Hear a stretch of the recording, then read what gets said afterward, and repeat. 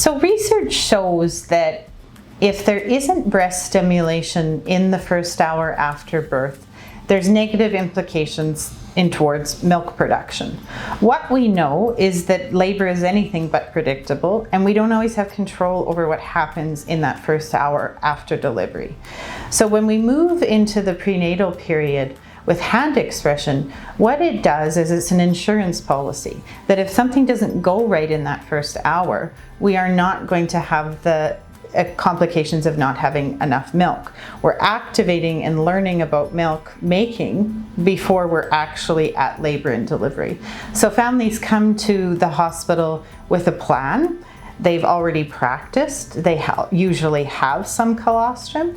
And what I see from the breastfeeding standpoint is that people are more confident and they have more milk sooner. So their milk is transitioning in a lot sooner and they're having greater quantities of it. Dana, and just to add to that, what I also see in patients is that anecdotally, the patients that hand express, their cervixes are more favorable as well.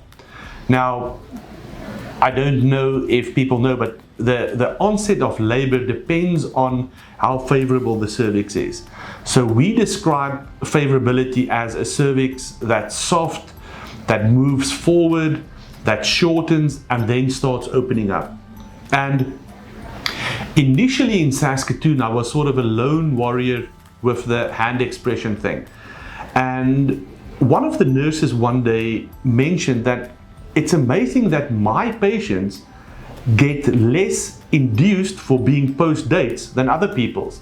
And I never thought that, I never looked at that. And when I then looked through my records, I saw that over an 18-month period, I only had one patient that I induced for post-term, for patients that hand expressed. So I use that very often in my patients with previous cesarean sections, because we know if they want to try labor and they go into labor spontaneously, it is more beneficial for them. And they are more successful.